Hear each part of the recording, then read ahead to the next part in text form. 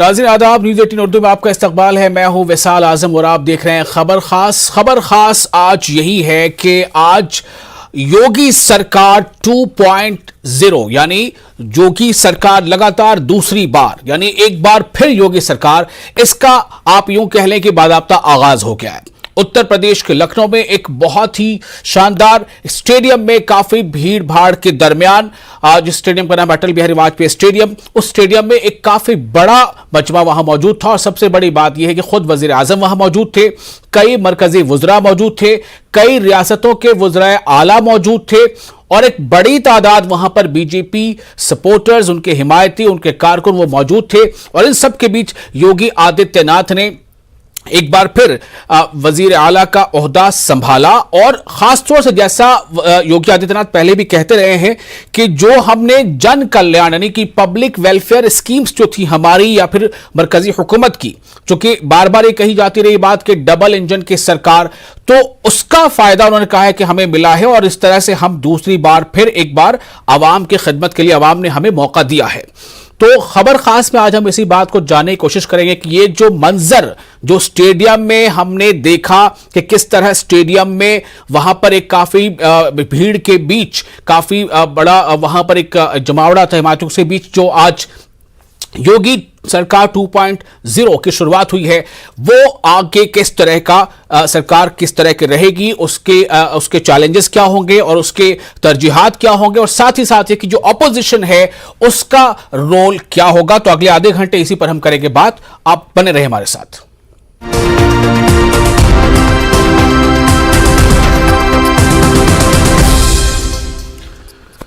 तो बेशक हम आपको तस्वीरें दिखाएंगे किस तरह से स्टेडियम में वहां पर आज काफी एक ऐसा मंजर था जैसे आप कह सकते हैं कि कोई एक बहुत बड़ा इवेंट हो। और बेशक ये इवेंट है, चूंकि इस इवेंट में एक बहुत बड़ी यहां पर एक चीज सामने आई है। हम आपको सुनाएंगे कि योगी आदित्यनाथ ने क्या कहा तफसील से, कि जब वो किस तरह से उन्होंने शपथ ली है। और इस शपथ के दौरान यानी हलफ बर्दारी के दरमियान ये देखिए जो वहां पर भीड़ मौजूद है, केशव प्रसाद मौर्य ने भी हलफ लिया है। बहुत बड़ा सवाल था इसको लेकर के, क्या केशव प्रसाद मौर्य हलफ लेंगे या नहीं लेंगे, क्योंकि वो अपनी सीट गवा चुके हैं सिरातू से। और आप देखिए कि इस तरह से, जैसे मैंने पहले बताया कि मरकजी वुज़रा, बीजेपी के जो कौमी सदर हैं वो और खुद वज़ीर आज़म भी मौजूद थे। और काफी बड़ी तादाद में वहां पर अलग अलग कई नाम ऐसे हैं जिन्होंने जो हलफ लिया है ओहदे का और राजदारी का। तो इस तरह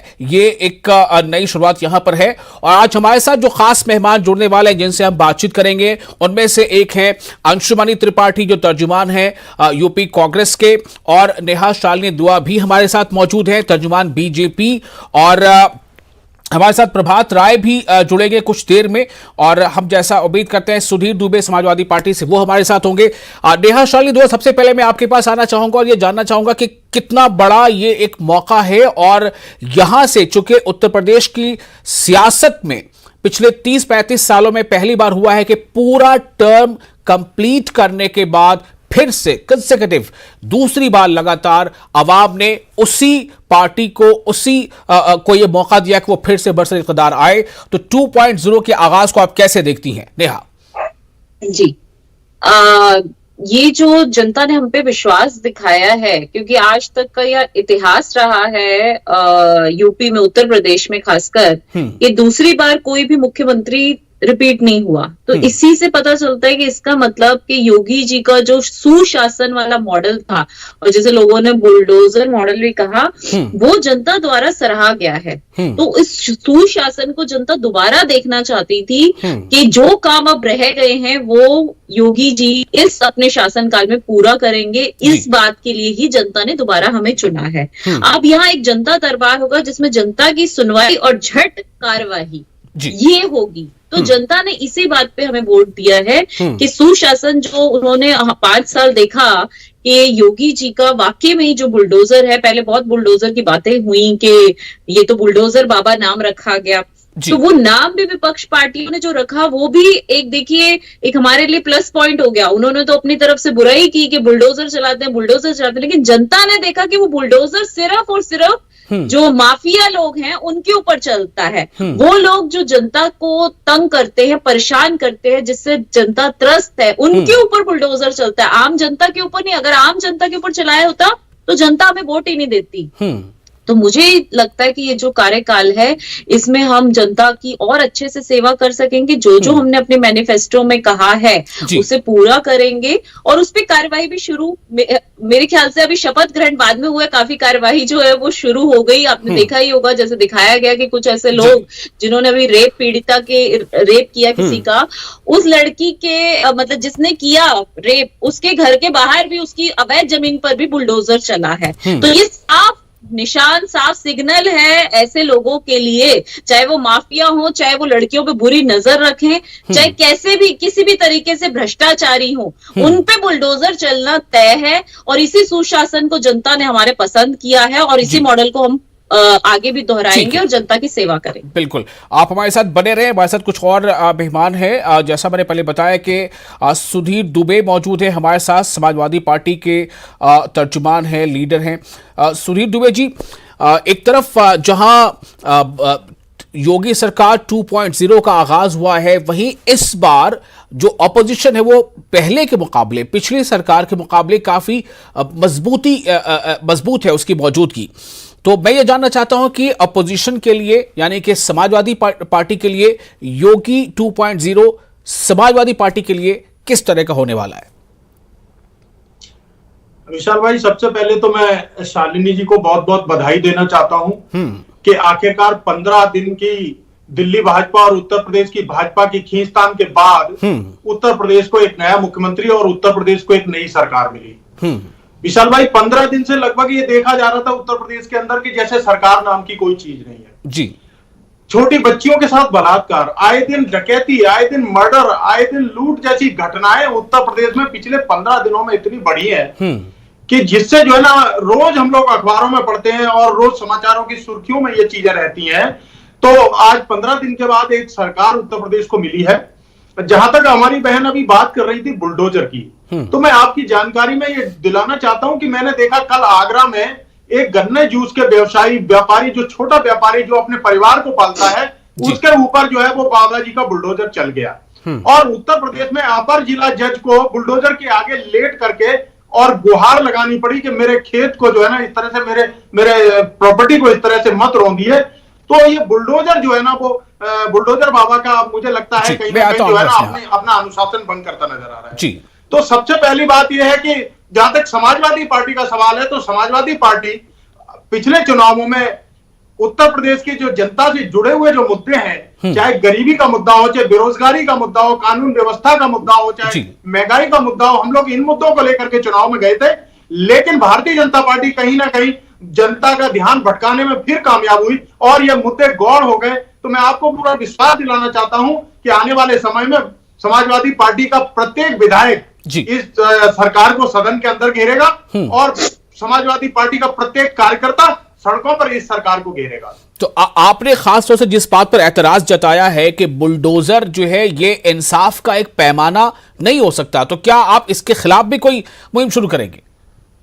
बिल्कुल, निश्चित रूप से। जहां उत्तर प्रदेश में कानून नाम की कोई चीज नहीं है, किसके ऑर्डर पर बुलडोजर चलाया जा रहा है? न्यायपालिकाओं का कोई हस्तक्षेप नहीं है, न्यायपालिकाएं मूक दर्शक बनी हुई है और सीधा पुलिस राज हो गया है। और मेरा ऐतराज एक बात पे और है विशाल भाई जी, कि जिस तरीके से भारतीय जनता पार्टी ने उत्तराखंड के अंदर और उत्तर प्रदेश के अंदर जो जनादेश का अपमान किया है, वो वास्तव में बहुत निंदनीय है। चलिए, मुझे लगता है कि आज कम से कम इस बात को रहने दीजिए। आज अभी हलफ बर्दारी हो रही है और बहुत सारे ऐसे चेहरे, नंद गोपाल नंदी हैं, भूपेंद्र चौधरी हैं, अनिल राजभर हैं, अरविंद शर्मा है, राकेश सचान है, जितिन प्रसाद कांग्रेस से आए थे।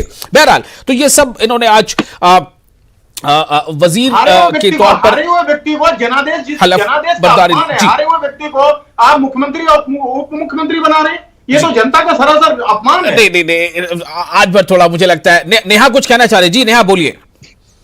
जी विशाल जी, जो अभी बोल रहे हैं प्रवक्ता कांग्रेस के, शायद मुझे क्योंकि दिखने समाजवादी पार्टी, जी सुधीर अच्छा, दुबे जी हैं। समाजवादी पार्टी के, तो उन्होंने कहा शुक्र है 15 दिन बाद यूपी की जनता को नया मुख्यमंत्री मिला, नई सरकार मिली। शायद बार बार पता नहीं वो ऐसी झूठ क्यों बोलते हैं नेशनल टीवी पे भी बैठ के, ना तो नई सरकार और ना नया मुख्यमंत्री है, वही सरकार है जो दोबारा रिपीट हुई और वही मुख्यमंत्री है। और इसलिए ये जनता ने चुना है। आप बार बार बोलते हैं बुलडोजर चले, बुलडोजर चले। हम तो कहते हैं जो समाजवादियों के गुंडे होंगे, बदमाश होंगे, अगर वो कुछ भी हरकत करेंगे जनता के ऊपर तो उनके ऊपर बुलडोजर चलेंगे और आगे भी चलिए, चलते ठीक है, रहेंगे। ठीक उसके लिए है, आप ठीक जो है, लेकिन मर्जी फिर भी करिए। इंसाफ का जनता ने पैमाना, मैं कहा जरा है। इस पर कांग्रेस के जो हमारे मेहमान हैं उनसे भी जरा इस पर राय ले लूं। कांग्रेस से हमारे साथ अंशुमानी त्रिपाठी हैं। अंशुमानी जी, आज का दिन बेशक एक राजनीति के लिए, डेमोक्रेसी के लिए, मतलब उसके पीछे बहुत सारी बातें हो सकती हैं, लेकिन फिर भी आज एक ऐसा दिन है कि मतलब एक प्रदेश को आज एक जो जनमत मिला है, उस जनमत पर, उस मैंडेट पर एक सरकार आज हलफ ले रही है, यानी कि शपथ ग्रहण समारोह हो रहा है और हो चुका। कई मंत्रियों ने इसमें मंत्री पद की शपथ लिया, कई नेताओं ने, जिसमें कई नाम है। जितिन प्रसाद का नाम मैं खासतौर से ले रहा हूं जो आपकी पार्टी से वहां गए थे। बहरहाल, तो मैं ये जानना चाहता हूं कि कांग्रेस इसे कैसे देखती है। कांग्रेस के लिए कांग्रेस का क्या संदेश है, बीजेपी के लिए, नेहा जी के लिए अभी हमारे साथ मौजूद हैं, और कांग्रेस के लिए ये दिन कब आएंगे? जी बहुत बहुत आजम भाई, पहले तो मैं ये बताना चाहता हूं कि जो साथी प्रवक्ता भारतीय जनता पार्टी से अभी जिनको मैं सुन रहा था फोन पे, और ये बुलडोजर नाथ जी की बात कर रहे थे। बुलडोजर नाथ जी के अगर बुलडोजर को देखना है तो इनको सबसे पहले जो है वो गोरखपुर में आना चाहिए, जहां पे रोड पे रेड़ी पटरी वाले, ठेला वाले और उनके ऊपर बुलडोजर चला के उनके व्यवसाय को नष्ट कर दिया गया। फर्टिलाइजर में रह रहे कर्मचारियों के ऊपर बुलडोजर चला, जिनके आवास को बिना कंपनसेशन के तोड़ दिया गया। तो बुलडोजर नाथ जी की सरकार का बुलडोजर ऐसे ही चलता है, देश के गरीबों पे चलता है, प्रदेश के गरीबों पे चलता है। और बुलडोजर नाथ जी के ये दूसरे पारी की मैं उनको अनेकों नेक बधाइयां देता हूं। और कांग्रेस पार्टी यह बताना चाहती है कि जनता के जिन बुनियादी सवालों पे, चाहे वो रोजगार का मामला हो नौजवानों के लिए, चाहे वो महिलाओं के अस्मिता का मामला हो, चाहे किसानों के ऊपर हो रहे अत्याचार का मामला हो, इन बुनियादी सवालों के साथ कांग्रेस पार्टी हमेशा देश की जनता के साथ खड़ी है और आगे भी खड़ी रहेगी। और मैं एक चीज इनको ये बताना चाहता हूं, शायद ये बुलडोजर नाथ जी को इतने करीब से नहीं जानती होंगी जितने करीब से मैं उनको जानता हूं, चूंकि मैं गोरखपुर का रहने वाला हूं। और जिस प्रकार से पूर्वांचल का विकास होना चाहिए पिछले 8 वर्षों से केंद्र में और दूसरी बार लगातार भारतीय जनता पार्टी की सरकार उत्तर प्रदेश में बनी है, मैं इनको याद दिलाना चाहता हूं पूर्वांचल का जो भी विकास होना चाहिए वो पूर्वांचल का विकास पूर्वांचल के लोगों को नहीं मिला है।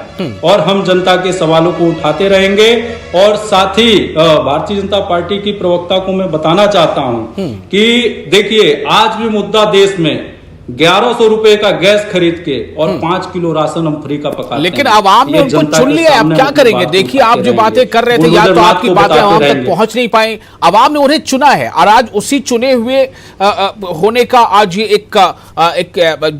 एक इवेंट है, जो हलफ बर्दारी तकरीब है, वो आज सामने आई है। चलिए, आपने ये कहा है कि आप आवाम के मुद्दों के साथ जुड़े रहेंगे। मैं आपको वेलकम करता हूं। मैं आप रुक करूंगा। प्रभात राय जी हमारे साथ मौजूद हैं, पॉलिटिकल एनालिस्ट हैं, गहरी पकड़ रखते हैं और एडमिनिस्ट्रेटिव ऑफिसर रह चुके हैं। प्रभात राय साहब, योगी सरकार 2.0, आपका कमेंट। आगाज हो चुका है 2.0 का।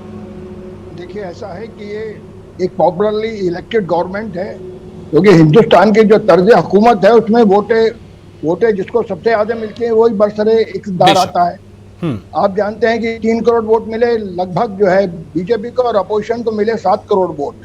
इसके बावजूद भी 3 करोड़ वोट वाला जो है चीफ मिनिस्टर है, उसकी पार्टी जो है बरसरे इक़्तिदार है। और यही तर्ज हुकूमत है हमारी, क्योंकि डिवाइडेड अपोजिशन पहले भी रहा है। कांग्रेस भी इसी तरह राज करती रही है, 30% पे, 40% पे। समाजवादी पार्टी भी 30% पे राज करती रही है। तो ये जो हमारा है, मुझे यका जगह इकबाल साहब का एक शेर याद आता है कि जमहूरियत वो तर्ज हुकूमत है जिसमें लोगों को गिना जाता है, तोला नहीं जाता। अब जैसी भी व्यवस्था है हमारी, उसी के हिसाब से हमें जीना चाहिए और अपोजिशन को सीखना चाहिए। ये सबसे बड़ा सबक है कि हमारे जो है योगी जी दोबारा जो है चीफ मिनिस्टर बने हैं, तमाम कारगुजारियों के बावजूद भी ये तस्लीम करना चाहिए अपोजिशन को, अपनी कमियों को देखना चाहिए। हमारी दिक्कत क्या है हमारे समाजवादियों की और हमारे कांग्रेसियों की कि ये अपनी तरफ कम देखते हैं, आईना जो है दूसरों को ज्यादा दिखाते हैं। जरा अपनी तरफ भी थोड़ा आईना करें तो अपने चेहरे के दाग इन्हें दिखाई देंगे। अगर ये लोग फिरकापरस्त होकर भी ताकत में हैं और ये लोग सेकुलर होकर भी उधर बैठे हैं, लेकिन इसमें ये बात कर रहा था कि बड़ा इसमें तालमेल बिठाने की फिर से कोशिश की, जैसे पिछली बार भी की गई थी। आप देखिए योगी आदित्यनाथ तो सीएम होंगे ही, जाहिर सी बात है। केशव प्रसाद मौर्य जो पिछली बार डिप्टी सीएम थे, इस बार भी डिप्टी सीएम बने रहेंगे, हालांकि वो अपनी सीट हार चुके थे। ब्रजेश पाठक डिप्टी सीएम के तौर पर बातें हो रही कि उन्होंने हलफ लिया है, वो भी डिप्टी सीएम बनेंगे। तो क्या एक बार फिर एक कोशिश है ये संदेश देने की कि हम सिर्फ कहते नहीं है बल्कि सबका साथ सबका विकास हम करके भी दिखा रहे हैं? दानिश अंसारी एक नाम सामने आया कि वो वजीर बनेंगे। जी देखिए आजम भाई, एक बात बड़ी साफ है, ये जो उत्तर प्रदेश है हमारा, ये करीब 23 करोड़ का प्रदेश है और पूरे यूरोप की आबादी भी बाई चांस 23 करोड़ है। तो ये यूरोप के बराबर का हमारा सूबा है, प्रांत है जी। और हमारे यहाँ पर कम से कम 25-20% मुसलमान रहते हैं। सबका साथ सबका विकास तो जब होता है जब एक बहुत बड़ा बैलेंस किया जाता है मुसलमानों के साथ भी। ये सबका साथ सबका विकास करने वाली पार्टी कितने मुसलमानों को टिकट दे पाई? और ये इस तरह से हुकूमत चलाने का जो इनका अंदाज है, फिरका परस्त अंदाज है, क्या ये अंततः भारत को डिवाइड नहीं करेगा? ठीक है कि आप जातियों के समीकरण तो बिठा रहे हैं, मौर्य को बिठा रहे हैं, दलितों को बिठा रहे हैं, जाटों को के साथ अपना तालमेल करें। क्या मुसलमान उत्तर प्रदेश में नहीं रहता? मुझे बताइए कोई बड़ा चेहरा, इनके मुसलमान भी है, मुसलमानों ने भी वोट दिया इनको भारी संख्या में, हम जानते हैं अच्छी तरह। खासतौर से मुस्लिम औरतों ने इनकी बड़ी हिमायत की है इस बार, सब जानते हैं इस बात को। चलिए मैं इसका जवाब लेता हूं। नेहा शालिनी दुआ हमारे साथ मौजूद है, तर्जुमान बीजेपी। नेहा शालिनी दुआ, सबका साथ सबका विकास पर एक मतलब इस नारे और इसके जमीन पर उतरने पर एक सवाल उठ रहा है। जी, जो लोग ये कहते थे कि भाजपा पार्टी जो है वो हिंदू वाली, सिर्फ हिंदू सोच वाली पार्टी है, ये कह के इन लोगों ने बहुत शोर हल्ला मचाया। किसान विरोधी पार्टी है। अभी बैठे जो समाजवादी हो चाहे कांग्रेसी हो, इन्होंने यही बोला और इन्होंने यही सिनेरियो लोगों के अंदर पेश किया कि देखो किसान इनके विरोध में है। आप बताइए, लखीमपुर से भी हम ही जीते हैं और गोरखपुर की जो बात कर रहे हैं कि पूर्वांचल के लिए हमने क्या किया, तो गोरखपुर की सारी सीटें भी हम जीते हैं। तो इससे ये पता लगता है कि ऑपोजिशन की किसी बात को भी जो जनता है उसने माना नहीं है, साफ साफ नकारा है, ये कहते हुए कि हमें इनकी बातों पे विश्वास नहीं, क्योंकि ये झूठ बोलते हैं। और उन्होंने देखा है, पूर्वांचल का विकास होते हुए देखा है, इसलिए पूर्वांचल के लोगों ने हमें वोट किया है। किसानों का विकास होते हुए देखा है यूपी में, इसलिए किसानों ने, जाटों ने हमें वोट किया है। सारे जाट जो है, बार बार ये दिखाया जा रहा था, जाट तो है समाजवादियों के साथ चले गए। प्रभात राय सवाल ये कर रहे हैं कि जो प्रोपोर्शन में, जिस प्रोपोर्शन में आबादी है मुसलमानों के हिंदुस्तान में, क्या उस प्रोपोर्शन में आपकी पार्टी टिकट बंटवारे में उसका ख्याल रख पाती है? देखिए, जिस प्रोपोर्शन में मुसलमान हैं, जब हम योजनाएं बनाते हैं तो उसी योजनाओं में हम ये नहीं लिखते ये हिंदुओं के लिए, मुसलमानों के लिए नहीं है। सभी योजनाओं का लाभ सबसे ज्यादा मुस्लिम ही लेते हैं और हिंदू भी लेते हैं। तो ये नहीं कह सकते आप कि हम कोई पार्शियलिटी करते हैं। हर योजना जो बन रही है वो मुसलमानों के लिए, हिंदुओं के लिए। प्रभात राय साहब, देखिए आपके सवाल का जवाब दिया जा रहा है। जी नहीं, ये नहीं, मेरे सवाल का जवाब, मेरे सवाल का जवाब ये है कि कहीं भी पार्शियलिटी मुसलमानों के लिए नहीं होती है। ये ध्रुवीकरण की राजनीति इन लोगों को ही आती है। ये ध्रुवीकरण की राजनीति लोगों की आती है। लोगों को बार बार मुसलमानों का नाम लेके ये दिखाना होता है कि जैसे मुसलमानों के लिए कुछ हो ही नहीं रहा है। हिस्सेदारी पॉलिटिकल पावर में, ये मेरा सवाल है। अगर मेरा सवाल बड़ा साफ है। अच्छे इस तरह से एक तरफ करके कौम को, ये कौन सी राजनीति करना चाहते हैं इस मुल्क में? ठीक है, कश्मीर फाइल दिखाकर ये कौन सी राजनीति करना चाहते हैं इस मुल्क में? ठीक है, आपकी बात मैंने सुनी। सुधीर दुबे आप कुछ कहना चाह रहे हैं? नेहा सुनते हैं जरा। कश्मीर फाइल्स में पहले बार बार सबकी इतनी ज्यादा मिर्चें कश्मीर फाइल से क्यों लग रही है? सुधीर दुबे एक मिनट, यहाँ वो कोई बात नहीं कर रहे। मैं यहाँ पर योगी सरकार 2.0 की बात कर रहा हूँ। Please don't deviate from the topic. Yogi सरकार 2.0, पहला कार्यकाल, पहला स्पैन पूरा मिला, दूसरा स्पैन शुरू हो रहा है, उस पर बात हो रही है। सुधीर जी, मैं आपके पास आ रहा हूं, कुछ कहना चाह रहे थे? जी बोले। मैं एक तो जो नेहा जी भारतीय जनता पार्टी की प्रवक्ता बैठी है, इनकी इस बात पे मैं सख्त ऐतराज अपना जताता हूं, जो इन्होंने कहा समाजवादी गुंडे। तो इनको ये समझ लेना चाहिए कि इन्होंने अगर दोबारा इस शब्द का इस्तेमाल किया तो मैं इनको बोलूंगा भाजपा के गुंडे। जिस पार्टी ने उत्तर प्रदेश को 4 बार मुख्यमंत्री दिया हो, सुनिए मैं आपकी बात में बीच में नहीं बोला, आप सुनने का साथ दीजिए।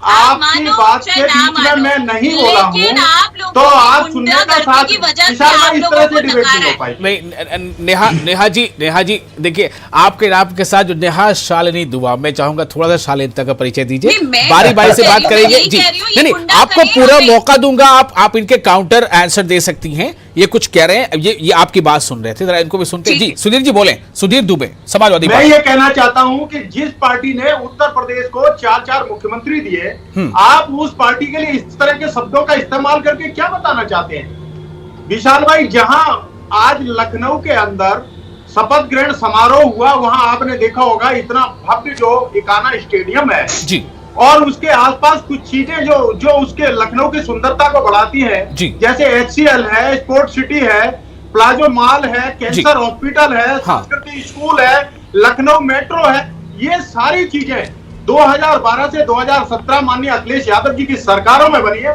जो लखनऊ की भव्यता को बढ़ाती है। आज उत्तर प्रदेश के और देश के लोगों ने इन सब चीजों को भी देखा है, तो ये भूलना नहीं चाहिए। लेकिन सुधीर जी, मुझे मैं वही कहना चाहता हूं कि कुछ ना कुछ तो कमी रह गई है शायद, कि इतना कुछ करने के बाद भी या तो आपकी पार्टी का कनेक्ट लोगों तक नहीं हो पा रहा है, कुछ तो कमी रह गई है ना, वरना आज जो नंबर इनके साथ है वो आपके साथ हो सकता था। मैं अंशुमनी त्रिपाठी आपके पास भी आना चाहता हूं। अक्सर पार्टी के लोग कहते हैं कि ये मुद्दे हैं, ये हुआ है, पिछली सरकार ने ये खराब किया, हम ये अच्छा करेंगे, लेकिन अगर आपकी बातें पहुंच पाती लोगों तक, लोग आपसे कन्विंस हो पाते, तो रिजल्ट कुछ और होता। कमी कहां पर है अंशुमनी त्रिपाठी? निश्चित तौर पे मैं इस बात को बड़ी सहजता से इस बात को मैं स्वीकार करना चाहता हूं कि हम जनता के बीच जिस जनादेश को लेके गए थे, जिन बातों को लेके गए थे, जनता उन बातों पे हमको नहीं समझी, लेकिन हम अपने प्रयास को करते रहेंगे, हम अपने प्रयास को जारी रखेंगे। मैं भारतीय जनता पार्टी के प्रवक्ता से मैं ये कहना चाहता हूं कि सवाल ये नहीं कि कैसे हाथ में आया पत्थर, सवाल ये है कि किसने चलाया पत्थर।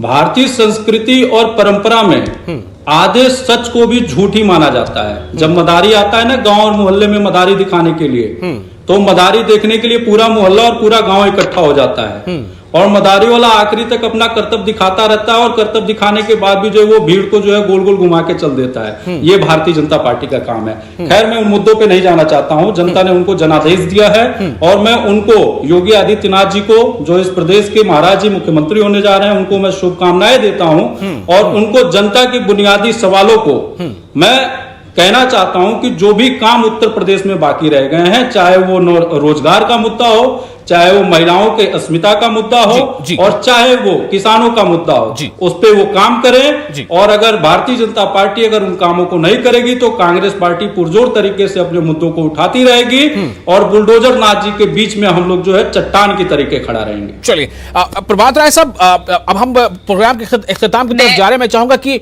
एक पॉजिटिव एंड नोट यहां पर मिले नई सरकार के लिए, जो सरकार वजूद में आई है, चूंकि आफ्टर ऑल लोगों ने वहां इसे चुना है। जी देखिए, बिल्कुल आपने दुरुस्त बात कही आजम भाई।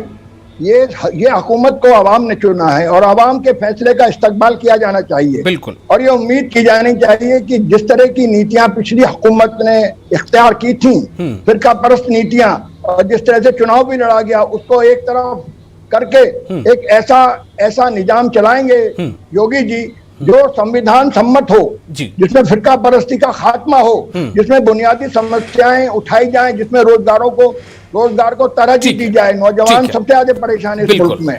बिल्कुल। तो सबसे बड़ी बात है। और तीसरा मैं जो सबसे बड़ी बात कहना चाहता हूँ कि ये जो आईना है ना, ये अपोजिशन को अपने को भी दिखाना चाहना, अपने चेहरे के किसी दाग दिखाई देते हैं। अपोजिशन आईना थोड़ा अपनी तरफ भी करके देखे, ये आपका कहना है। नेहा शालिनी दुआ, पॉजिटिव नोट 2.0 दिखा देता है। अपनी तरफ भी देखे ना, 80 ये लाख लोग, किसानों इनकी क्या का कमियां कर्जा हैं? जो है हमने माफ किया। जनता ने देखा कि कांग्रेस ने आगे अपने आगे राज्यों में ये सब 2.0 कर्जा माफ नहीं 2.0 किया। आगे, यहां से आगे। बिल्कुल यही है कि जनता ने हमें जो काम सुशासन पे वोट दिया है, हम यहाँ पर, मेरा तभी तात्पर्य था कि जिन लोगों को, जिन दागी नेताओं को, जिन गुंडे टाइप के लोगों को इन्होंने सत्ता में उतारा था, टिकट दिया था, जनता ने उनको मुंह तोड़ जवाब दिया नकार के। मैंने कोई सभी इनके नेताओं को ये नहीं कहा कि सभी गुंडे हैं, लेकिन इसी से आपको समझ जाना गोरखपुर में चाहिए मनीष कि गुप्ता के साथ क्या गुंडागर्दी हुआ से था? जनता तंग आ गोरखपुर चुकी में है। ओके, गुंडागर्दी चलिए अब जनता फाइनल नहीं कमेंट चाहती है। Sudhir Dubey, final comment, positive note for 2.0। चूंकि सरकार अब सबकी है, आपके भी वजीर आला आपसे योगी आदित्यनाथ हैं, अगर आप उत्तर प्रदेश के शहरी हैं तो।